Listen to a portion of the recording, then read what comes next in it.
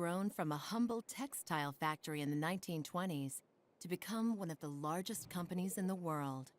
They are so big in Japan, in fact, that a city near the factory was renamed Toyota City. The two top-selling cars in the world, the Corolla and the Camry, are both Toyotas. The Corolla alone has sold over 39 million models. Parked end to end, they would circle the globe 4 times.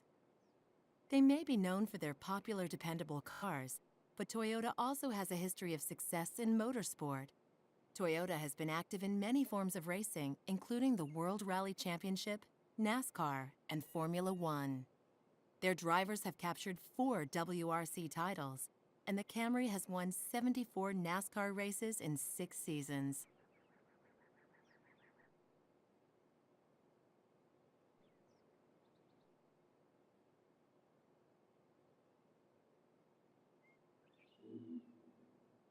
How's it going, YouTubers? Cornwolf here, back with another tuning video for you all. We're just going to picture mode here.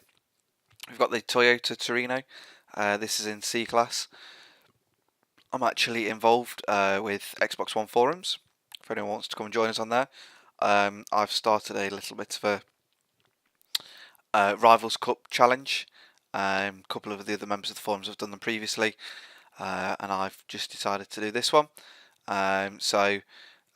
We've done that. AXT Tempest has joined us, and I took a while to pick my car. This one does really well in the lobbies.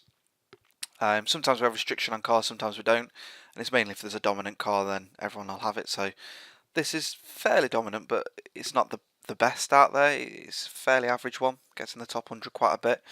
I think my driving skills might be lacking a little bit to get this in the top 100. But nevertheless, I'm digressing there a little bit. I asked AXT Tempest to do me a livery, and we'd previously been talking about doing a loot crate, just a logo, just to put on some of the cars. Just excuse me 1 second, I've got a bit of a throat in my throat. So yeah, we previously said about doing a loot crate logo, and he decided to do me a loot crate car.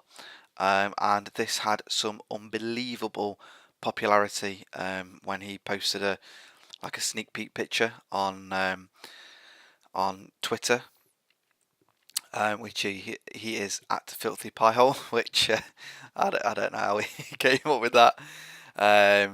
It makes me and Stella laugh every time we say anything about it. But yeah, so he decided to do this, and it's fantastic. So you've got the black of the box on the outside for anybody that's not ever had a loot crate, and then orange in the inside. You've got the little bits where it's telling you how to share your box and that if you wish to do that, and then he's made the little loot crate logo, if you like, in the back, and then he's actually made the loot crate there where the to the looters go the spoils. Then you've got like a little bit of a cheat code thing there. It's not an actual cheat code. Well, it might be an actual cheat code, but it's not for this game, so don't try and smash that into Forza. You've got my little bit of my number there, and then we've got the race development TRD. Got Cornwolf and xboxforums.net, so that's where you can go if you want to join.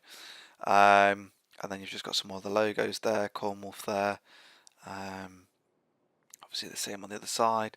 On the front here, you've got the same again. I've got the Cornwolf little logo there, which I think is fantastic. If I can, and then if we just go up to the roof, they've just got the loot crate logo there, which is pretty cool. So yeah, that's the Toyota Torino. So we'll just go to the tune here for you all.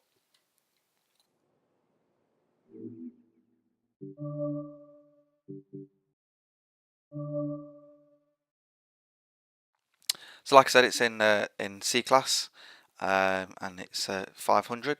So just go into the conversions, engine swap. We've gone with the rally engine on this one. So the 1.6 litre, the 14 or i4 turbo rally. You've got a few other variations out there, but this one has got like kind of the most torque and most power, saying it's in C-Class as well. As you can see, they all take the power off. Obviously, the they'll strip out some of the engine parts as well. Just a quick note on the graph there. The 4's in the wrong place, and that should be 5, which Turn 10 still haven't rectified. So if take number 4 as number 5, you want to be changing gear on this car at about 5,000, 5,000 and a half, 5,600 ish. So you want to be changing gear before you get to 6,000 revs. So it's a short shifting car to keep that power up, and the power is pretty high from about 2,000 to 3,000 revs.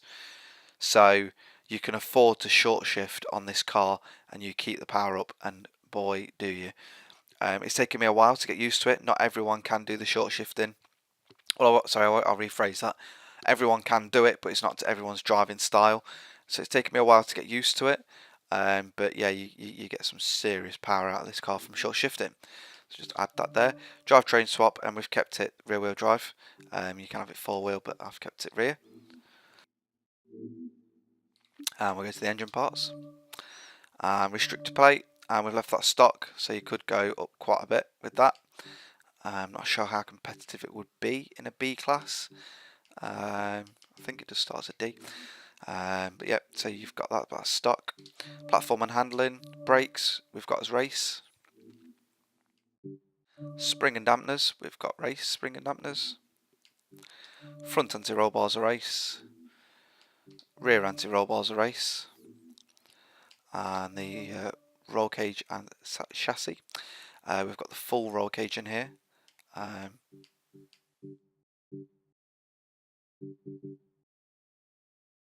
Yeah, I'm not sure why I put that in. Because it's just giving me, I think it gave me better launch. Right, that's why.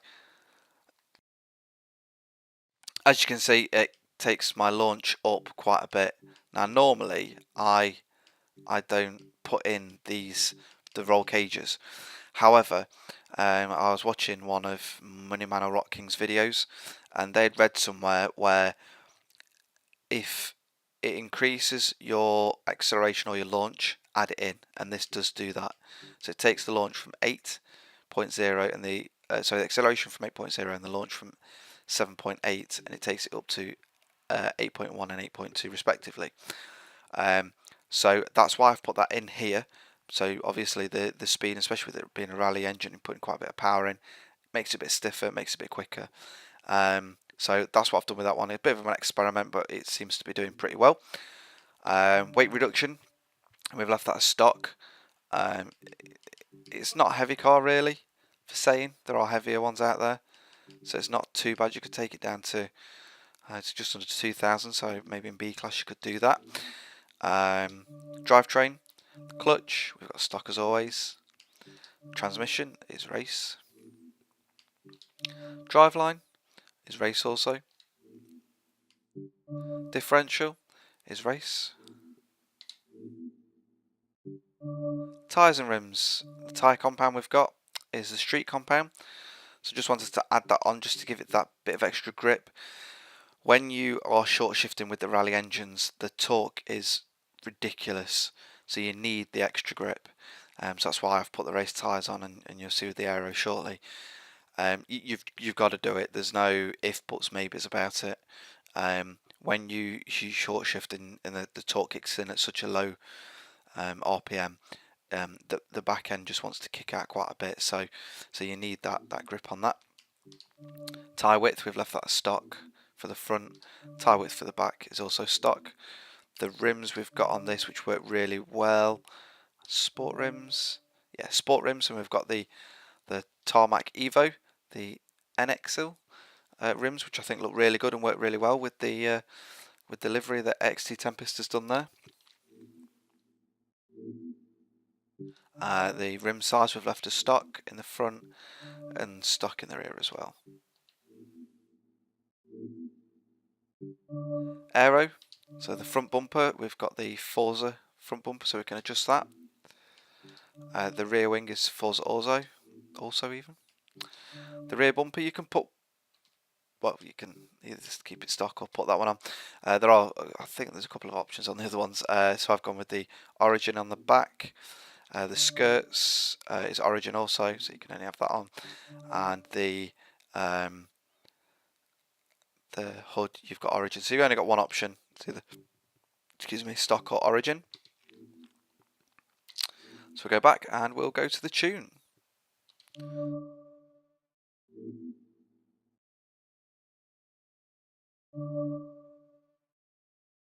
So the tyres, we've got 28.0 for the front and rear. Gearing, we've got 4.10 for the final drive, and then I'll just quickly rattle through the other gears. So we've got 1.88 for first, 1.43 for second, 1.14 for third, 1.00 for fourth, 0.83 for fifth, and 0.69 for sixth. Now I have been testing a few things out with this gearing. The gearing for this is currently set up for the likes of the airfield circuit and Road Atlanta Full. I believe that the acceleration works just about right with those two tracks, and what I've been testing is having the gears a little bit longer but also a little bit lower, so you can hit that early torque band. So just see how you get on with it, but obviously tweak it as you wish. Alignment, we've got the front as negative 2.3 and in the rear negative 2.6, so that's to try and stop that back end kicking out. The toe is 0.1 in the front and negative 0.2 in the rear, and the front caster angle is 6.0. Anti-roll bars, we've got 15.06 in the front, and in the rear we've got 13.11. Springs, we've got 400.4 in the front and 350.8 in the rear, and the ride height is dropped down to the deck of 5.3 in the front and rear. So this car is pretty well balanced, and I had to kind of, with that extra torque that I was talking about, take out some of the oversteer and try and tune it more understeer, although I have left the oversteer out to keep the angle in there. The dampening, so the rebound stiffness at the front you've got 10.0 and the rear is 9.6, and the front the bump stiffness, the front is 3.0 and the rear is 3.2 in the front, and 3.0 in the rear. Aero, max that out at 100 in the front and 200 in the rear. Braking, on this car I found that normally I like 53% in the front, and there's been a few cars recently where I'm finding it's under braking it gets a bit unbalanced, so I'm putting my 3 points from central, from 50 into the rear, and it seems to work really well with a couple of cars, so this is one of those that I've done that in. So kept it 110%, but we've got 47% balance.